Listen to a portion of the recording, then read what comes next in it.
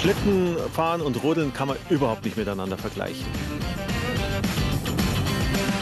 Mit einem Rodel, der sich lenken lassen kann man einfach viel mehr Spaß haben. Es wird eine komplett neue Sportart.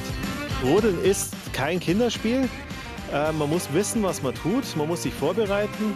Und gerade im alpinen Bereich darf man das nicht unterschätzen. Roman Kohl ist leidenschaftlicher Hobbyrodler.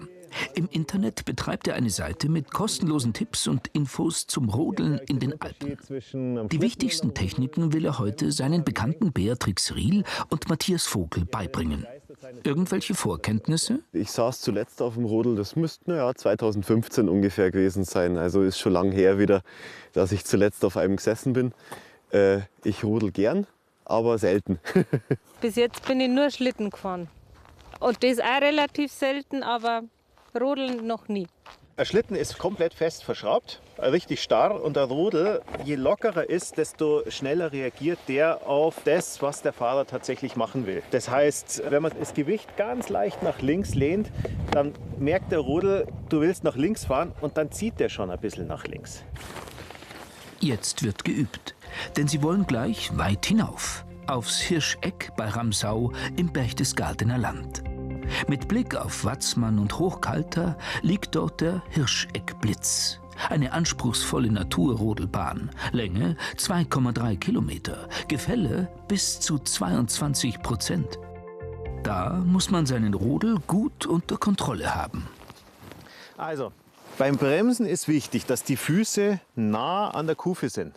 Weil auch wenn man zu weit weg bremst, dann bildet das Bein einen riesigen Hebel. Und wenn man sich da jetzt irgendwie verhakt, dann zieht es einem das Bein nach hinten und dann kann es einem auch das Knie verdrehen. Deswegen immer schön die Füße nah an der Kufe halten. Und wenn man dann eine Kurve fahren will, drückt man, also ich will jetzt eine Linkskurve fahren, man drückt am Außenhörndl und zieht am Innenseil.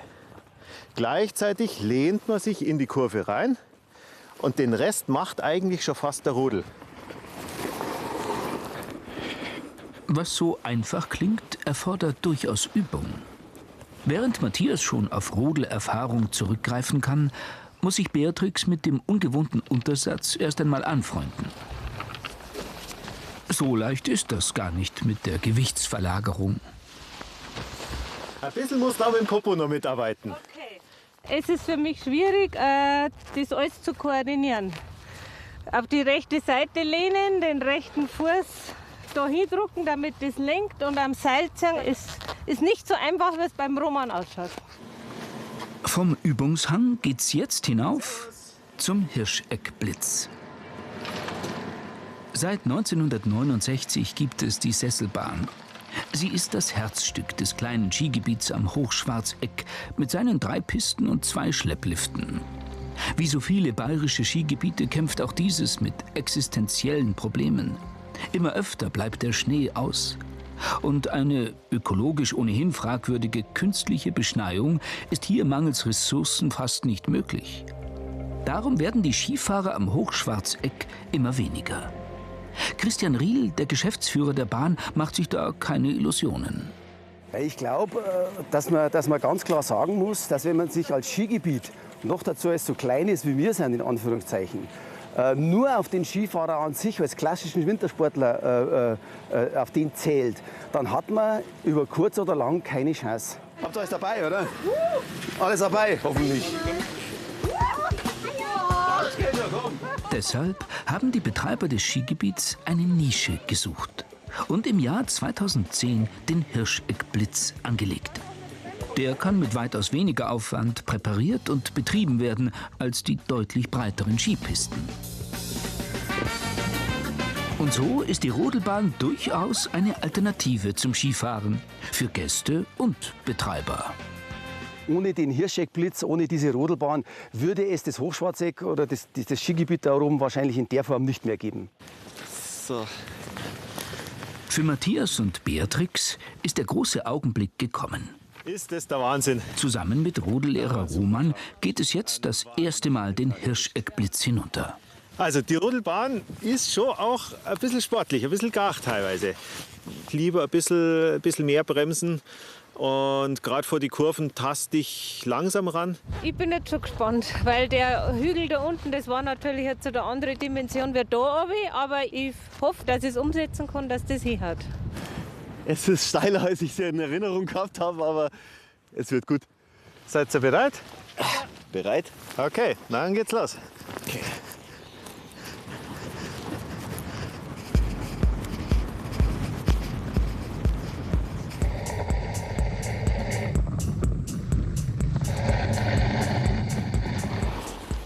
...400 Höhenmeter geht die Bahn vom Hochplateau des Hirscheck hinab.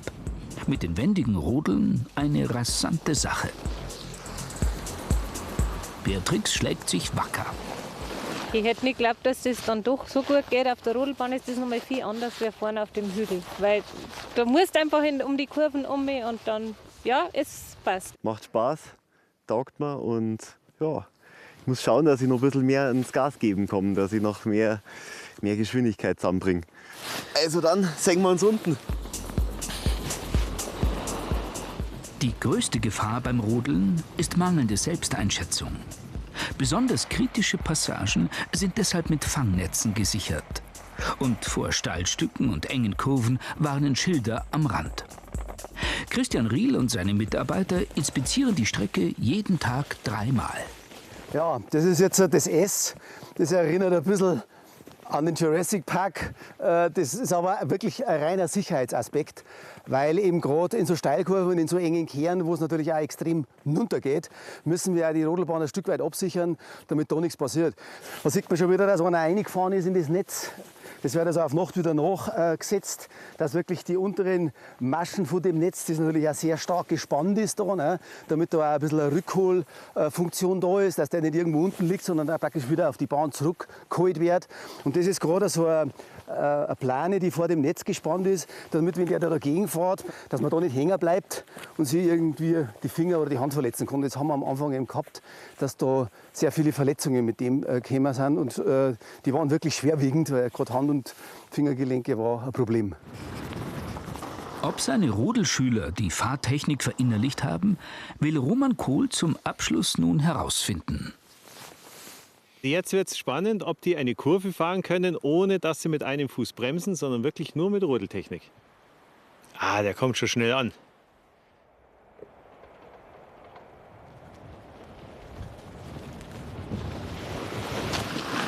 Jawohl, drück's aufs Hörnl. Sehr gut. Und drücken, außen drücken. Super. Und? Ja, gut haben sie es gemacht. Der Matti ist ein bisschen zu schnell in die Kurve reingefahren, deswegen hätte es ihn fast rausgetragen. Aber die Bea hat es ein bisschen bewusster gemacht und ist auch rumgekommen. Ich freue mich. Ich finde, das hat ganz gut hingehauen und ich bin um die Kurven gut umgekommen und ja, war voll cool. Hat mir total gut gefallen. Was nimmst du aus dem Tag heute mit? Ich sollte wieder öfter rodeln gehen. Es ist noch Zeit für eine letzte Fahrt, bevor auch der Hirscheckblitz ein bisschen Ruhe findet. Denn morgen kommen sie wieder, die Rodler.